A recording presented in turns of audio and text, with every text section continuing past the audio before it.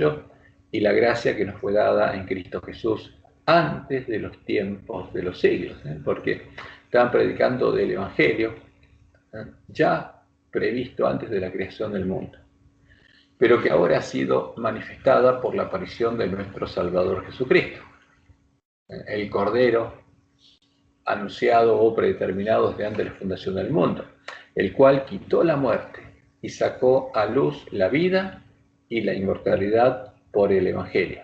Acá en vez de inmortalidad tendré que decir y la vida eterna, del cual yo fui constituido predicador, apóstol y maestro de los gentiles. Porque como él lo explica en la epístola a los Gálatas, la promesa de Dios es que en la simiente de Abraham serían benditas todas las naciones de la tierra, y eso incluye a las naciones, a los hombres que no pertenecen a la nación judía, a los gentiles. Por lo cual asimismo padezco esto, o sea, porque está preso por el Evangelio, dice él.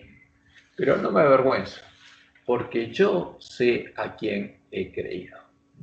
Esa es la fe del pueblo de Dios. O sea, el que sabe a quién creyó, en quién está creyendo y quién lo llamó.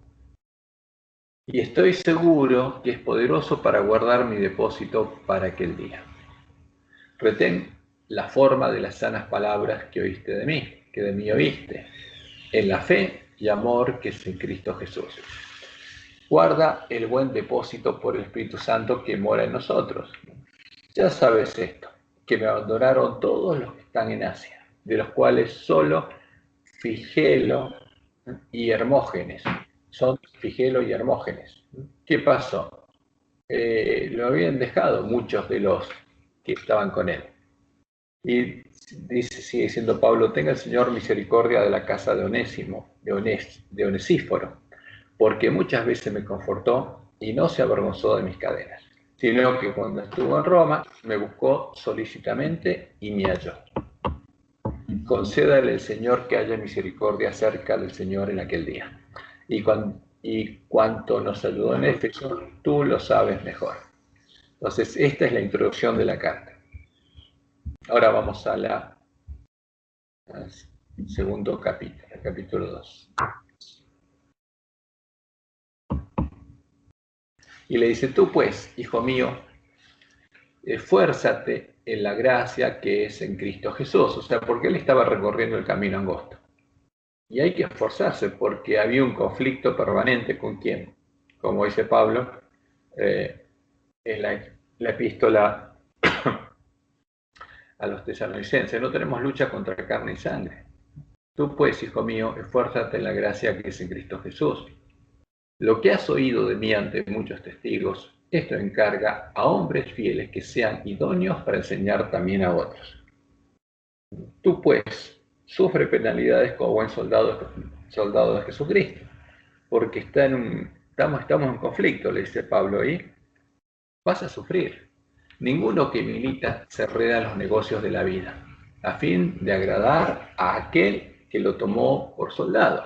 Entonces ya esto es importante porque cuando Jesús llamó al joven rico, le dijo que dejara los negocios de la vida, a fin de seguirlo. Y el que sigue a Jesús, justamente no se enreda en los negocios de la vida. Por ejemplo, no se enreda en la política, a fin de agradar a aquel que lo tomó por soldado. Y también el que lucha como atleta no es coronado, sino lucha legítimamente. El labrador, dice Pablo, para participar de los frutos debe trabajar primero. Y esa es la obra del cristiano, porque el gozo del cristiano es ver que alguien se salva, pero ese es el fruto. Considera lo que digo, y el Señor te dé entendimiento en todo. Y termina diciéndole, acuérdate de Jesucristo, del linaje de David, resucitado de los muertos conforme al Evangelio, en el cual sufro penalidades. Y sigue diciendo, hasta modo de malhechor. Mas la palabra de Dios no está presa. O sea, me tratan, estoy preso como malhechor, ¿por qué? Por predicar a Jesús. Por tanto, todo lo soporto por amor de los escogidos. Entonces, ¿por qué soportaba Pablo? Por amor de los escogidos, de los que él sabía que se iban a salvar por la obra de predicar el Evangelio. para que ellos también obtengan la salvación que es en Cristo Jesús, con gloria eterna. Palabra fiel es esta, dice. Si somos muertos con Él, también viviremos con Él. O sea, a Pablo no le importaba llegar a ser un mártir, porque dice, si somos muertos con Él, también viviremos con Él. Si sufrimos, también reinaremos con Él. Si le negaremos, Él también nos negará. O sea, porque el peligro de los cristianos cuando eran perseguidos era la amenaza del Imperio Romano. O sea, que nos obligaba a negar a Cristo y al Dios de Israel y a adorar los ídolos, o se enfrentaban a la muerte.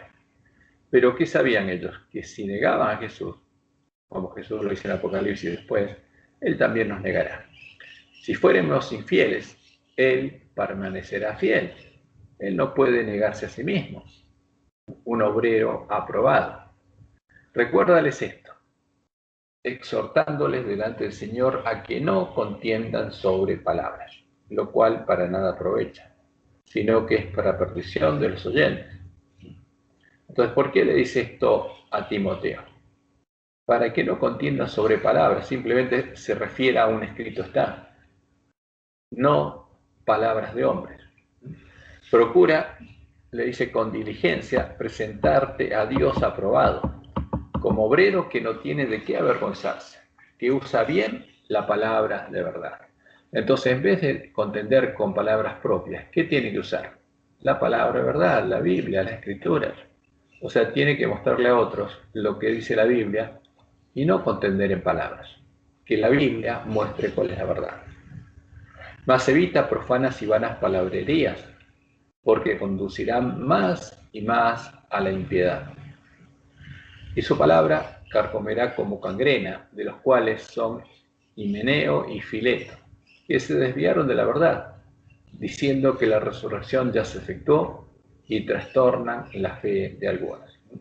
Porque siempre hay personas que empiezan a predicar algo que no es la palabra de verdad, que no es la Biblia, y empiezan con sus ideas, las empiezan a esparcir, y siempre hay gente que les cree, pero no es la palabra de verdad, no es la palabra de Dios. Y por ejemplo, estos hermanos, Himeneo y Fileto, que decían que la resurrección ya se había efectuado, y trastornaban la fe de algunos. Ahora, pero el fundamento de Dios está firme, dice él, teniendo este sello.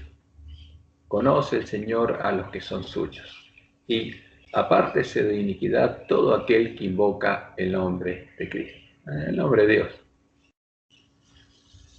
Pero en una casa grande no solamente hay utensilios de oro y de plata, sino también de madera y de barro, y unos son para usos honrosos y otros para usos viles. Así que,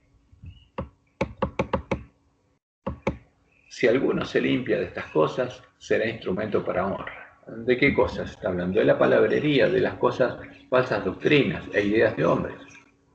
Si alguno se limpia de estas cosas, será instrumento para honra, santificado, útil al Señor y dispuesto para toda buena obra. Ahora, ¿y quién es el que hace esto? Es el que usa solamente la palabra verdad y no usa palabras propias. Huye también de las pasiones juveniles y sigue la justicia, la fe, el amor y la paz, con los que de corazón limpio invocan al Señor. Entonces, ¿por qué ese es el fruto del Espíritu? O sea, huye de las pasiones y sigue la justicia, pero desecha las cuestiones necias e insensatas, sabiendo que engendran contiendas. O sea, no te metas en discusiones necias e insensatas sobre cosas que Dios no definió. Por eso Dios nos dice las cosas secretas son para Jehová nuestro Dios, las reveladas son para nosotros. Entonces tenemos que basarnos en eso y mostrar la palabra de verdad y no entrar en discusiones sobre cosas necias e insensatas, sabiendo que engendran contiendas. Porque el siervo del Señor no debe ser contencioso, sino amable para con todos, apto para enseñar, sufrido, que con mansedumbre corrija a los que se oponen, por si quizá Dios les conceda que se arrepientan para conocer la verdad. Como quizá, como a mí, dice Pablo, Dios les conceda que se arrepientan para conocer la verdad y escapen del lazo del diablo. en que están cautivos a voluntad de Él. Entonces, la única forma de no ser cautivos del engaño y del príncipe de este mundo es basar nuestra fe en la Biblia sola, o sea, solo la palabra, y enseñar solo la palabra de Dios. Vamos al capítulo 3.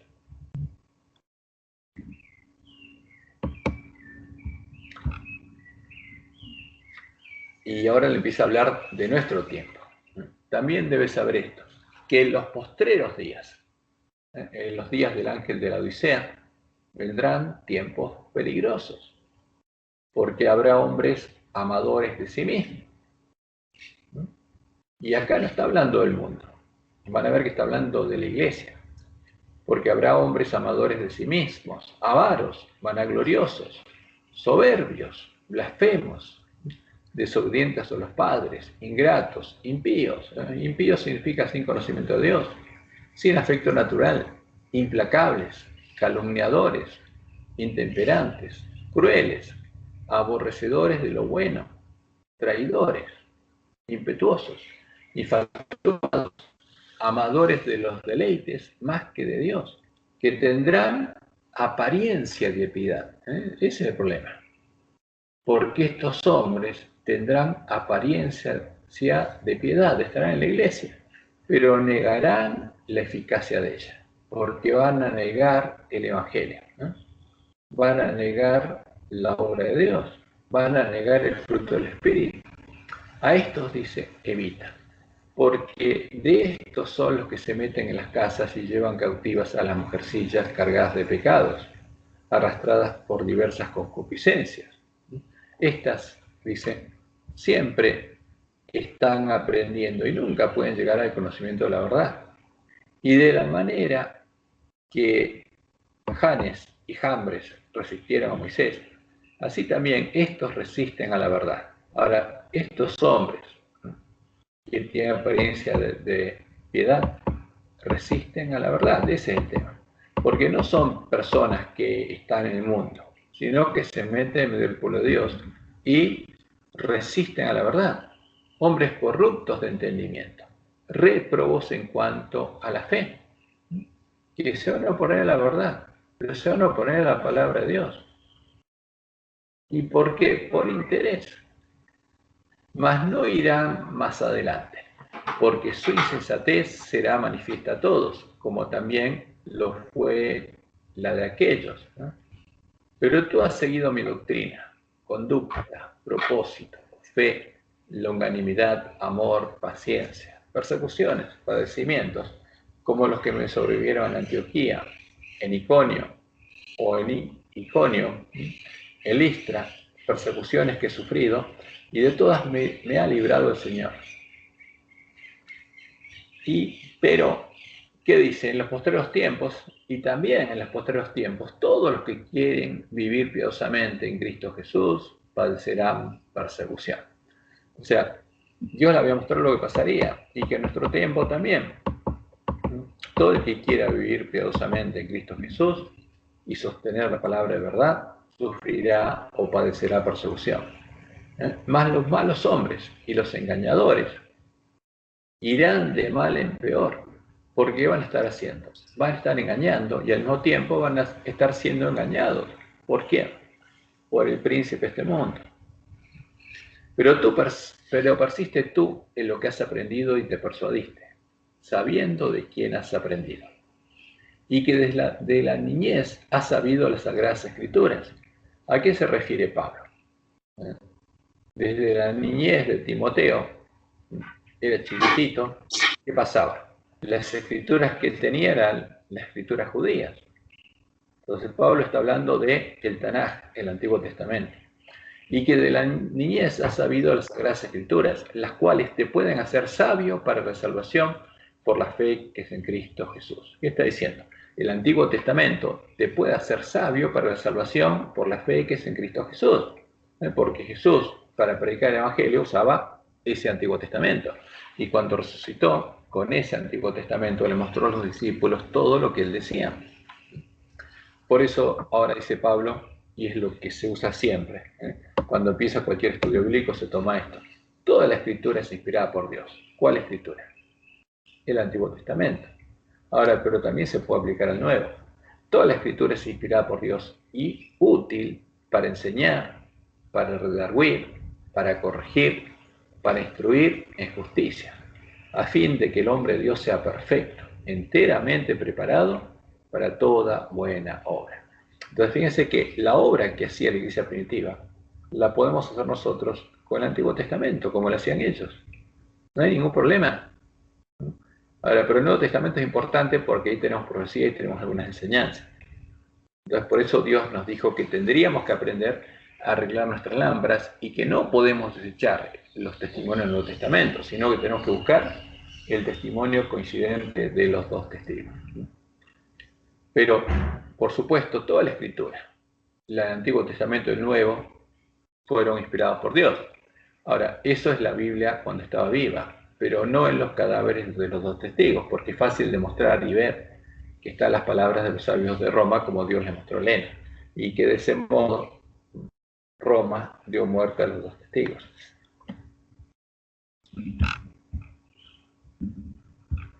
Y vamos al capítulo 4. Estamos estudiándolo muy rápido, no hay ninguna pregunta. Pero es muy clara la epístola de Pablo a Timoteo. Y en el capítulo 4, Pablo le dice, te encarezco delante de Dios y del Señor Jesucristo, que juzgará a los vivos y a los muertos en su manifestación y en su reino.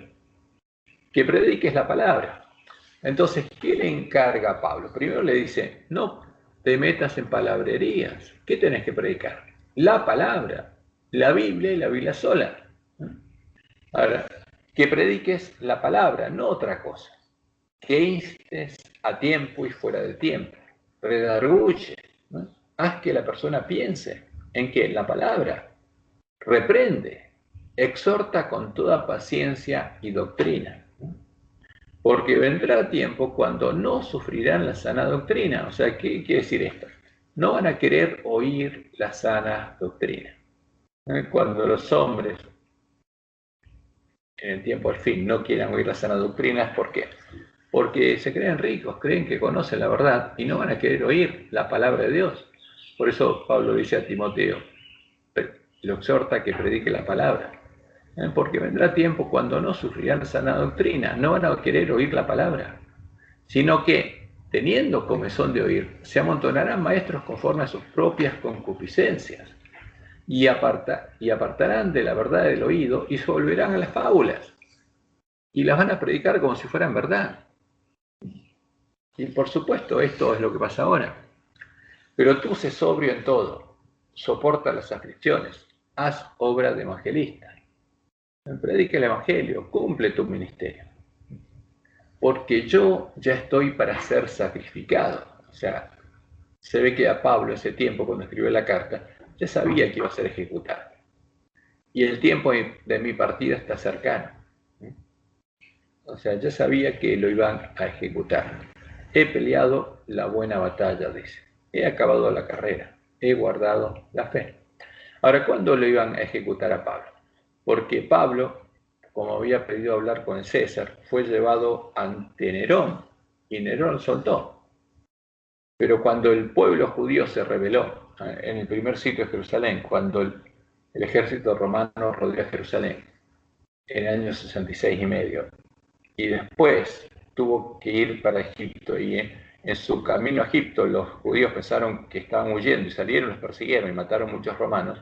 A partir de ese momento, Nerón mandó poner presos a todos los judíos, y especialmente a Pablo porque era judío. Entonces lo tomaron preso y lo iban a matar. Pero él dice, he peleado la buena batalla, he acabado la carrera, he guardado la fe. Por lo demás, dice, me está guardada la corona de justicia, la cual dará el Señor, juez justo, en aquel día, y no solo a mí, sino también a todos los que aman su venida. Por eso es importante esto, o sea, porque más especialmente la última generación. ¿Quién ama la venida de Jesús? En el tiempo de 1844, los que amaban la venida de Jesús son los que predicaron en ese tiempo el mensaje de 1844. Y Dios le mandó al pueblo antista a profetizar de nuevo. Ahora, ¿quién ama la venida de Jesús? El que ama la venida de Jesús va a leer, va a oír y va a guardar las palabras de profecía. Y sigue diciendo, procura venir pronto a verme, porque Demas me ha desamparado, amando este mundo, y se ha ido a Tesalónica. Crescente fue a Galacia y Tito a Dalmacia. Solo Lucas está conmigo. Toma a Marcos y tráele contigo, porque me es útil para el ministerio. Y se acuerdan que Marcos a Pablo al principio no lo quería, pero ahora, ¿qué le dice a Timoteo? Toma a Marcos y tráele contigo, porque me es útil para el ministerio. A Tíquico lo envié a Éfeso. Trae cuando vengas el capote que dejé en Troas en casa de Carpo y los libros, mayormente los pergaminos. ¿Qué libros? ¿Los pergaminos de qué? Del Antiguo Testamento que él tenía. Y ahora sigue diciendo el versículo 14, Alejandro el calderero me ha causado muchos males. El Señor le pague conforme a sus hechos. Guárdate tú también de él, pues en gran manera se ha opuesto a nuestras palabras. Ahora, ¿por qué se opondría? No lo sabemos. Pero se oponía al evangelio que predicaba Pablo. En mi primera defensa ninguno estuvo a mi lado, sino que todos me desampararon. No les he tomado en cuenta, pero el Señor estuvo a mi lado y me dio fuerzas para que por mí fuese cumplida la predicación y que todos los gentiles oyesen. Así fui librado de la boca del león. ¿Por qué? Porque en su primera defensa fue librado y fue dejado libre. Y el Señor me librará de toda obra mala y me preservará para su reino celestial. A Él sea gloria por los siglos de los siglos. Amén. Y ahora viene la salutación final. Dice, saluda a Priscila, a Prisca y a Aquila y a la casa de Onesíforo. Erasto se quedó en Corinto y a Trófimo dejé en Mileto enfermo. Procura venir antes del invierno. Eúbulo te saluda y Pudente, Lino, Claudia y todos los hermanos. El Señor Jesucristo esté con tu espíritu. La gracia sea con vosotros. Amén. Y esta es la carta de Pablo, la segunda epístola de Pablo a Timoteo. Entonces, vamos, como tenemos tiempo, vamos a seguir con la carta a Tito.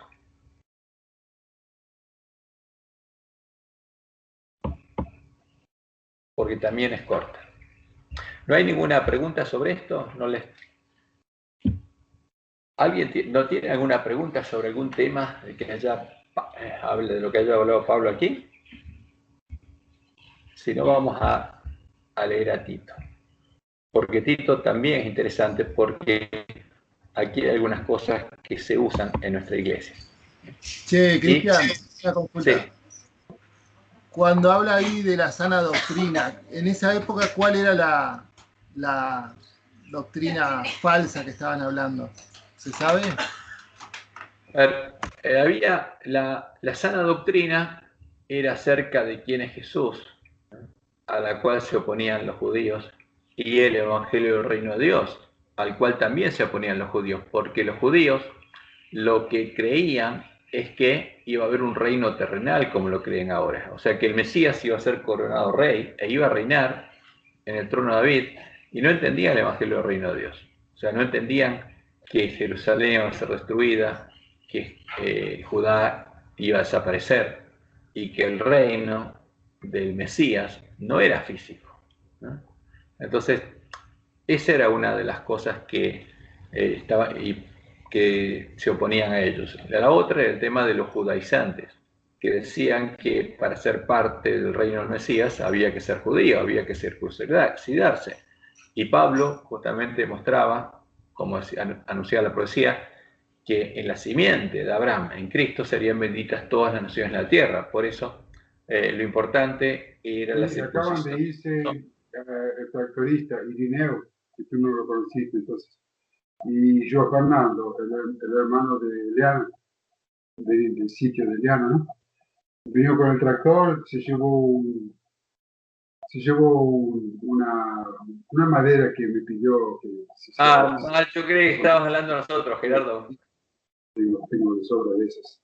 Gerardo, tenés abierto el micrófono. Bastante, estuve ahí como 1 hora y media con ellos. Yo pensé que estaba haciendo comentarios. Vino yo Fernando, el hermano de Diana, le gustó cómo estaba el sitio, todo el tiempo que lo veía.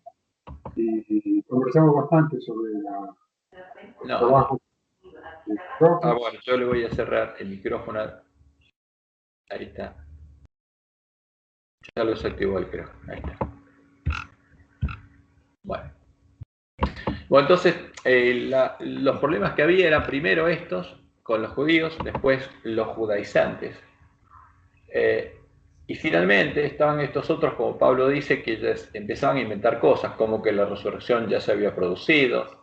Después aparecieron los otros, que decían que Jesús no vino en carne, sino que era un espíritu, etcétera, etcétera. Empezaban a aparecer cosas raras. Satanás trató de corromper la fe de la iglesia cristiana, como Jesús dice en Apocalipsis. Siempre hizo lo mismo. Entonces, fíjense, Apocalipsis, capítulo 2, el mensaje a la iglesia de Éfeso, que es la iglesia apostólica de Jesús. Escribe el ángel de la iglesia en Éfeso: el que tiene las 7 estrellas en su diestra, el que anda en medio de los 7 candeleros de oro, dice esto. O sea, esta es la promesa de Jesús, porque él iba a cuidar a su iglesia, iba a estar en medio de los 7 candeleros. Incluso en Sardis. Incluso él iba a proteger a su pueblo que estuviera en tiempo de Sardis. Y dice esto al ángel de Éfeso: yo conozco tus obras y tu arduo trabajo y paciencia, y que no puedes soportar a los malos. Y has probado a los que se dicen ser apóstoles, enviados de él, y no lo son, y los has hallado mentirosos. O sea, porque hubo muchos que empezaron a aparecer con falsas doctrinas. ¿Y qué le dice Jesús? Has probado a los que dicen ser apóstoles y no lo son, y los has llamado mentirosos. Y has sufrido y has tenido paciencia, y has trabajado arduamente por amor de mi nombre, y no has desmayado. Y otra cosa, otros de los que aparecieron acá, como dice Juan. Vamos a primera de Juan.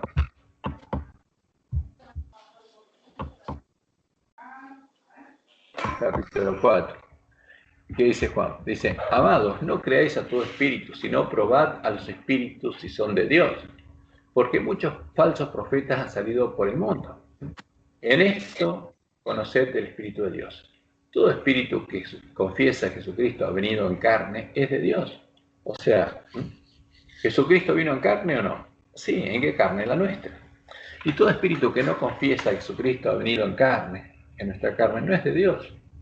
Y este es el espíritu del anticristo, el cual vosotros habéis oído que viene y que ahora ya está en el mundo. O sea, hay muchas cosas, hay muchas falsas doctrinas que empezaron a tratar de meter, Satanás empezó a tratar de meter en medio de la iglesia cristiana. Pero como dice Jesús, los ángeles de Éfeso probaron a los que se decían ser apóstoles. ¿Cómo los probaron? Con la palabra de Dios. Y los hallaron mentirosos, por la ley y el testimonio. Es la regla de transfusar. Si alguien dice algo contrario a lo que está escrito en la ley, en los salmos y los profetas, y eso no viene de Dios, así de sencillo. Volvamos un poco a Tito. Capítulo 1.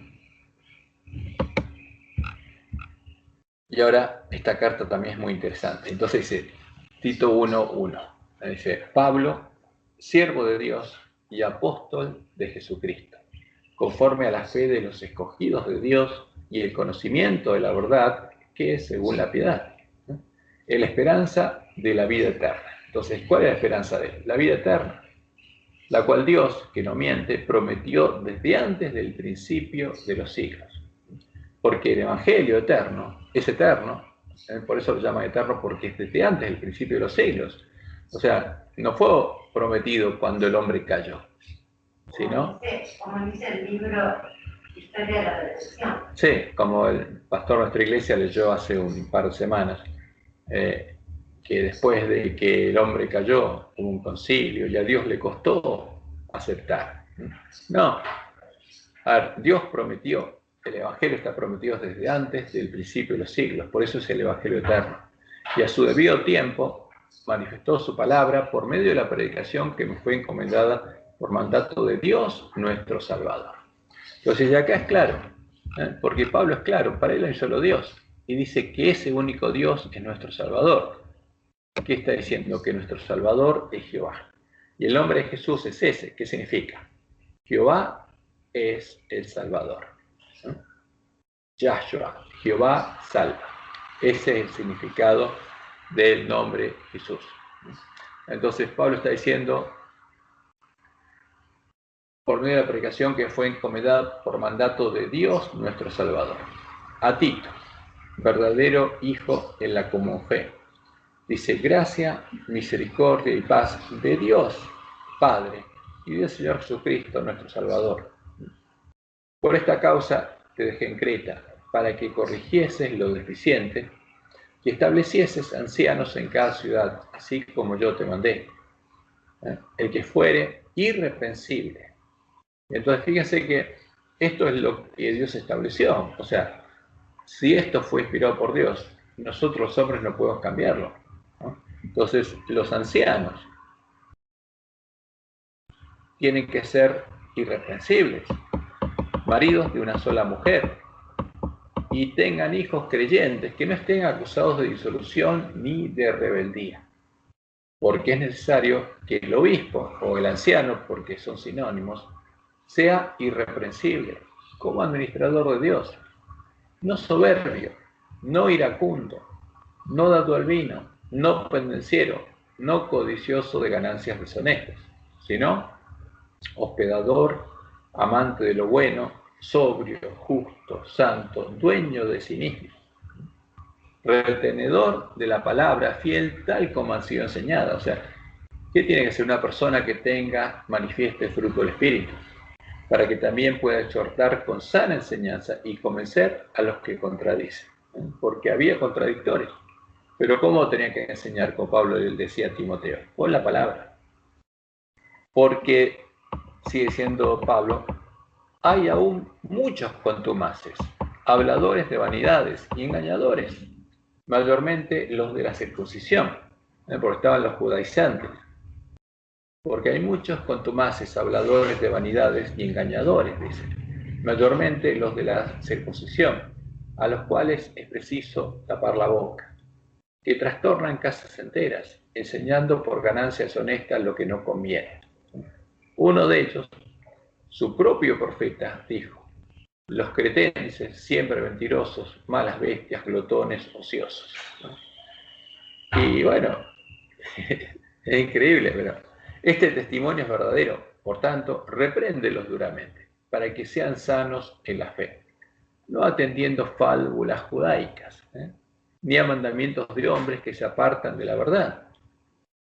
Porque ese tiempo, fíjense, estaba lleno de cosas. Lo que tenían que enseñar era la palabra, como dice Pablo a Timoteo, exhórtalos en la palabra, no atendiendo a fábulas judaicas, ni a mandamientos de hombres que se apartan de la verdad.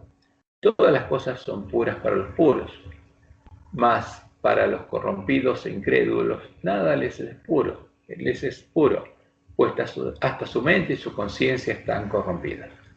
Profesan conocer a Dios, pero con los hechos lo niegan, siendo abominables y rebeldes, reprobados en cuanto a toda buena obra, porque no tienen fruto. Entonces, estos eran los problemas que tenían. Y Pablo justamente le dice a Tito que enfrente los problemas. En el capítulo 2 vamos a ver, le dice, pero tú habla lo que está de acuerdo con la sana doctrina. ¿Y cuál es la sana doctrina? La enseñanza bíblica.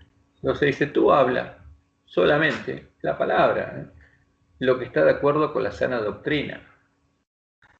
Y sigue diciendo que los ancianos sean sobrios, serios, prudentes, sanos en la fe, en el amor, en la paciencia. Las ancianas, asimismo, sean reverentes en su porte, no calumniadoras, no esclavas del vino, maestras del bien, que enseñan a las mujeres jóvenes a amar a sus maridos y a sus hijos. O sea, porque el anciano y su esposa tenían una obra que hacer, ¿no? Y las ancianas, las esposas del anciano, tenían que enseñar a las mujeres jóvenes a amar a sus maridos y a sus hijos, a ser prudentes, castas, cuidadosas de su casa, buenas, sujetas a sus maridos, para que la palabra de Dios no sea blasfemada. O sea, porque el testimonio del cristiano es importante. Exhorta, dice a sí mismo, a los jóvenes a que sean prudentes, presentándote tú en todo como ejemplo de buenas obras. Porque por eso Jesús dijo que el Evangelio tiene que predicarse por testimonio. En esto conocerán todos que son mis discípulos. Presentándote tú en todo como ejemplo de buenas obras, en la enseñanza mostrando integridad, seriedad, palabra sana e irreprochable, de modo que el adversario se avergüence y no tenga nada malo que decir de vosotros. Y ahora le dice, exhorta a los siervos que se sujeten a sus amos, que agraden en todo, que no sean respondones o respondedores, ¿no? Ahora, ¿por qué esto? Porque Dios no vino a cambiar la situación social, sino a cambiar el corazón de las personas. Entonces, si un siervo, un esclavo, era transformado a imagen de Jesús, tenía que mostrarlo a sus amos. Gracias. Que agraden en todo, que no sean respondones, no defraudando, sino mostrándose fieles en todo, para que en todo adornen la doctrina de Dios nuestro Salvador. Porque tienen que dar testimonio. O sea, ¿cuál es el Evangelio? ¿Cuál es nuestro Dios? Dice, Jehová es nuestro Salvador. Y tienen que dar testimonio justamente de esa doctrina, porque el testimonio es lo que Dios está haciendo en ellos. En ellos, como Dios dijo, todos me conocerán, porque voy a escribir mi ley en la mente y corazón de ellos. Yo voy a estar presente en ellos. Porque la gracia de Dios se ha manifestado para salvación a todos los hombres, enseñándonos que, renunciando a la impiedad y a los deseos mundanos, vivamos en este siglo sobria, justa y piadosamente, aguardando la esperanza bienaventurada y la manifestación gloriosa de nuestro gran Dios y Salvador Jesucristo. Porque ¿quién es Jesús? Es nuestro gran Dios y Salvador, es Jehová. Por eso cuando vengan las nubes de los cielos, el pueblo de Dios va a decir, he aquí este es nuestro Dios, este es Jehová, a quien hemos esperado. ¿Quién se dio a sí mismo por nosotros? ¿Quién se dio a sí mismo por nosotros? Jehová, como anuncia la profecía.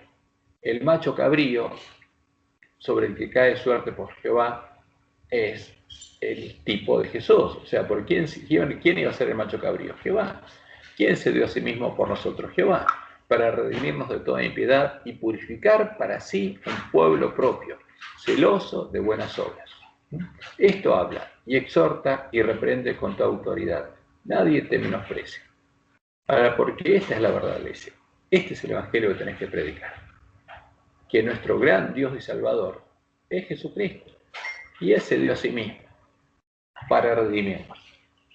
Porque Él lo anunció, como dice Isaías. Yo anuncié y yo salvé e hice oír.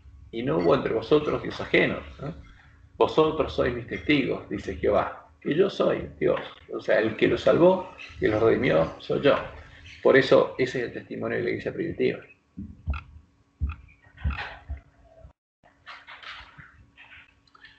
Entonces, fíjense que estos versículos son claros, ¿no? Vamos al capítulo 3. Recuérdales que se sujeten a los gobernantes y autoridades, que obedezcan, que estén dispuestos a toda buena obra.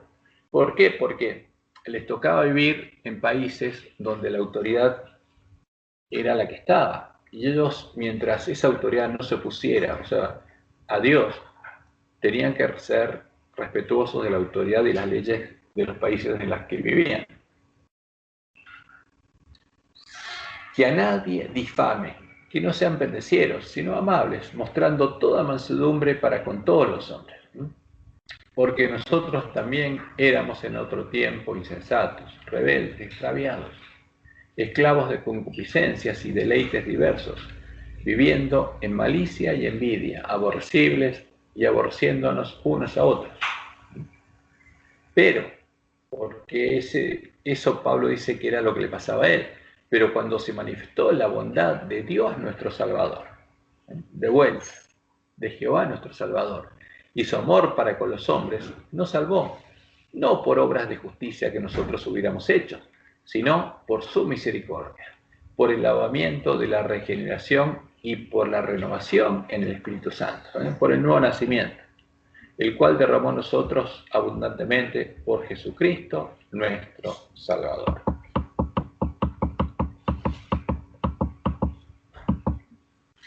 Para que, justificados por su gracia, viniésemos a ser herederos conforme a la esperanza de la vida eterna. Palabra fiel es esta. En estas cosas quiero que insistas con firmeza, para que los que creen en Dios procuren ocuparse en cosas buenas. Estas cosas son buenas y útiles a los hombres. Y le dice ahora, pero evita las cuestiones necias y genealogías y contenciones. Ahora, lo importante que es la promesa de Dios, lo que iba a pasar. No discutas sobre genealogías, ¿no? Y otras contiendas y discusiones acerca de la ley, porque son vanas y sin provecho. Al hombre que cause divisiones, dice, después de una y otra amonestación, deséchalo. Ahora, si no quiere oír, y ya está, no le sigas insistiendo, sabiendo que el tal se ha pervertido y peca y está condenado por su propio juicio. Cuando envíe a ti a Artemas o a Tíquico, cuando envíe a ti a Artemas o a Tíquico, apresúrate a venir a mí en Nicópolis, porque allí he determinado pasar el invierno. A Zenas, intérprete de la ley, y a Apolos, encamínenles con solicitud, de modo que nada les falte. Y aprendan también los nuestros a ocuparse en buenas cosas, buenas obras para los casos de necesidad, para que no sean sin fruto. Todos los que están conmigo te saludan. Saluda a los que nos aman en la fe. La gracia sea con vosotros. Amén. Entonces, y en estas cartas es interesante cuando Pablo habla. ¿Por qué? Porque estos versículos a veces se usan de forma aislada para dar soporte a otras cosas, y cambian lo que dice Pablo.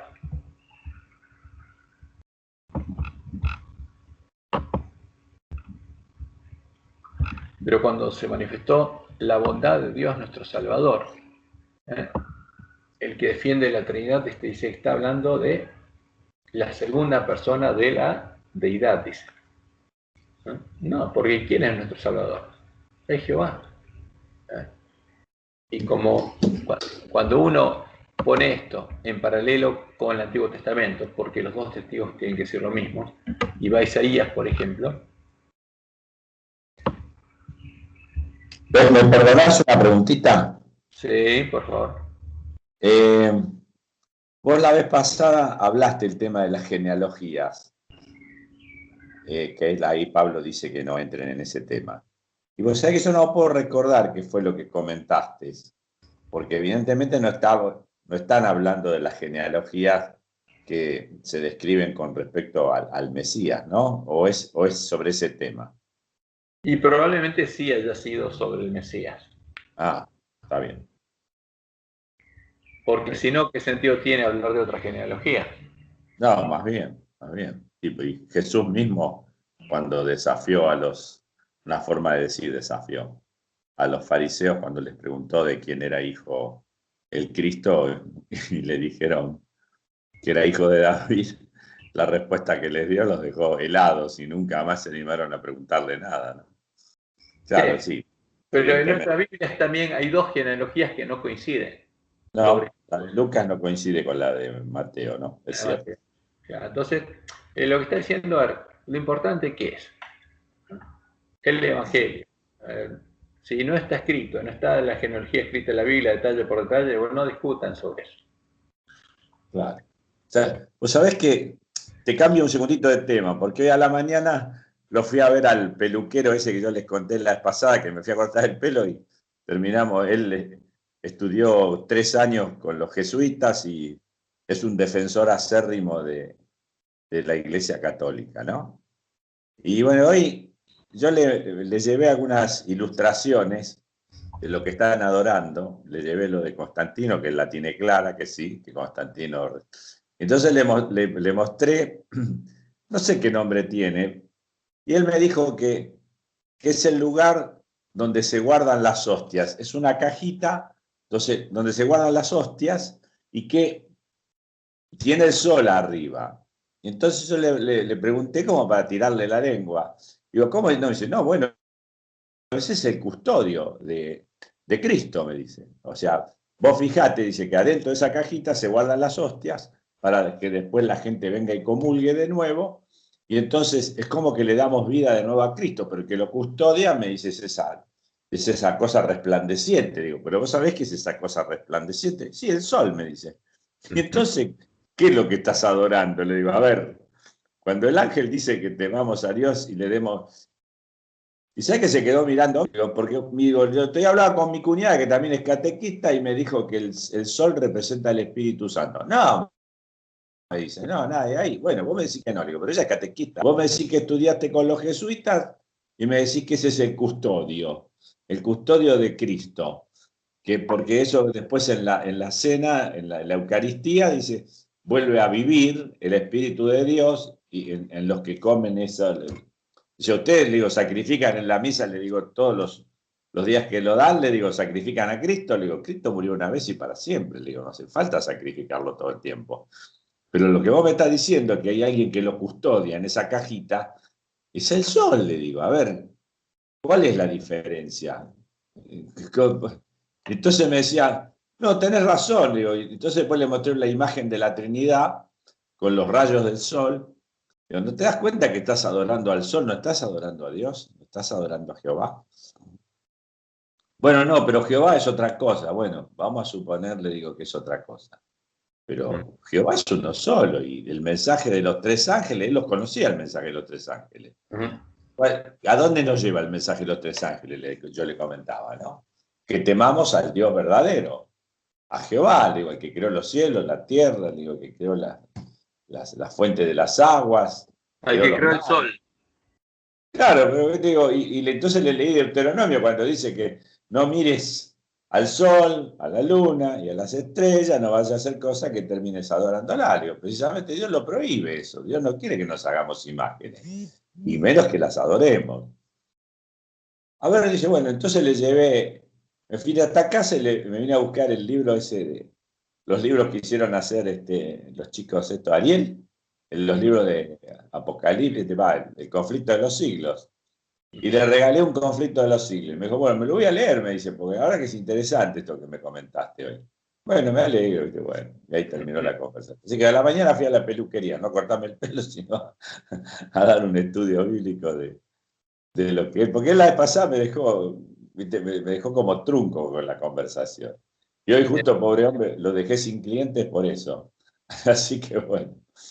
Pero estaba contento, porque sé que es un tipo que lee, porque conoce bastante, ¿eh? No es Yo aquí sin clientes jesuitas ahora. Sí, claro. No, fue linda, fue una linda experiencia. Está bueno. Y hay que dar testimonio. Entonces, fíjense cuando Pablo habla de Dios nuestro Salvador. ¿Por qué dice Dios nuestro Salvador? Y nuestro gran Dios y Salvador Jesucristo. Porque él, cuando habla, por ejemplo, antes del Antiguo Testamento, cuando le manda su primera epístola a Timoteo, él dice lo mismo. Porque hay un solo Dios y un solo mediador entre Dios y los hombres, Jesucristo hombre. Porque esto es bueno y agradable delante de Dios nuestro Salvador, porque eso siempre lo dice Pablo.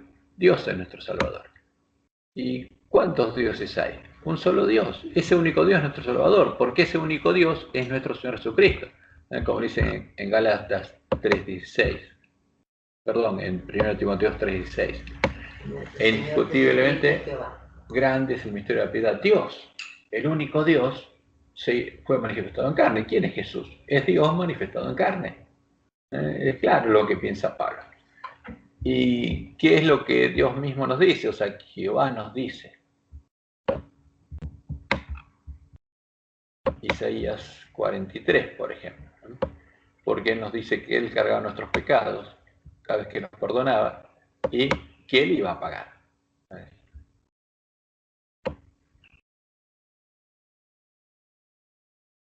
El versículo 10, vosotros sois mis testigos, dice Jehová, y mi siervo que yo escogí. Ustedes son mi siervo, porque el que oye mis palabras tiene que predicarlas, para que me conozcáis y creáis y entendáis que yo mismo soy. Yo soy el Salvador de ustedes, por eso es nuestro gran Dios y Salvador. Antes de mí no fue formado Dios, ni lo será después de mí. Yo Jehová, y fuera de mí no hay quien salve. O sea, ¿quién nos salvó? Jehová, dice. Yo anuncié. ¿Quién anunció por los profetas? Yo, Jehová. ¿Y quién salvó? Yo, Jehová. Por eso Pablo dice, nuestro gran Dios y Salvador. E hice oír. ¿Quién nos hace oír? Jehová. Y no hubo entre vosotros Dios ajeno. Vosotros pues sois mis testigos, dice Jehová, que yo soy Dios, soy el único Dios verdadero. No hay otro. Ese es el tema.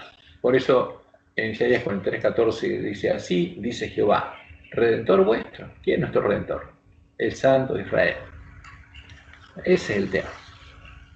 Y el versículo 15 dice, yo Jehová, Santo vuestro, Creador de Israel, vuestro Rey. ¿Quién es nuestro Rey?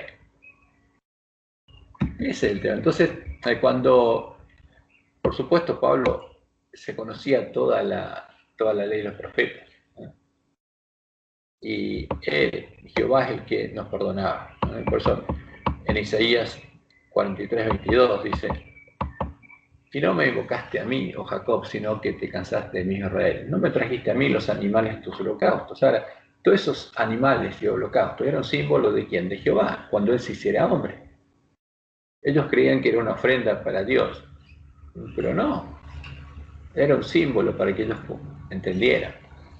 Yo soy el que borró tus rebeliones por amor de ti mismo, y pusiste sobre mí la carga de tus pecados, me fatigaste con tus maldades.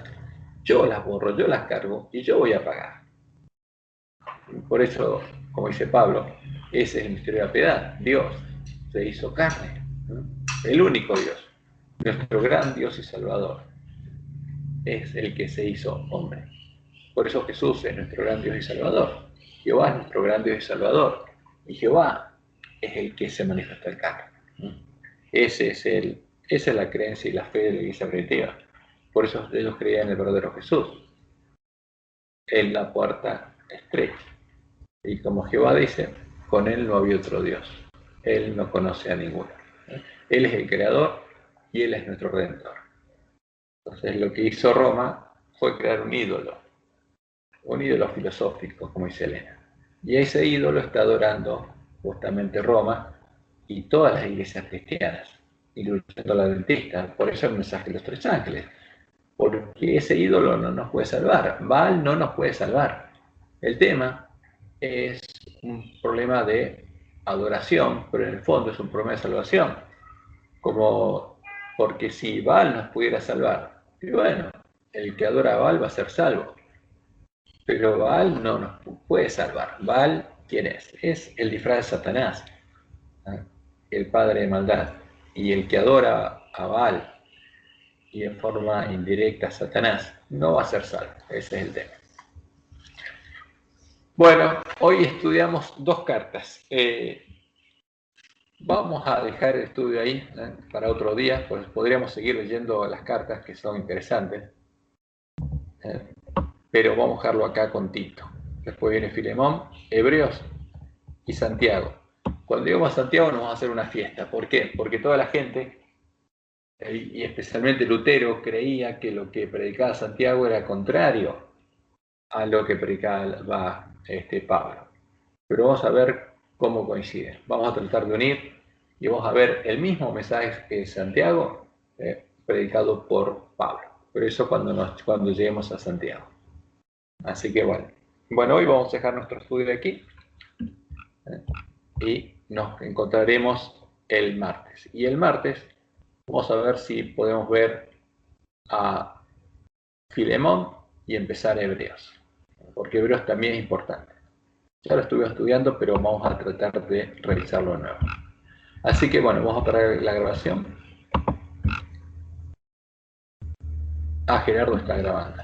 Así que bueno, Gerardo la parará. Y bueno, vamos a orar y nos vemos entonces el martes. Salvo que tengan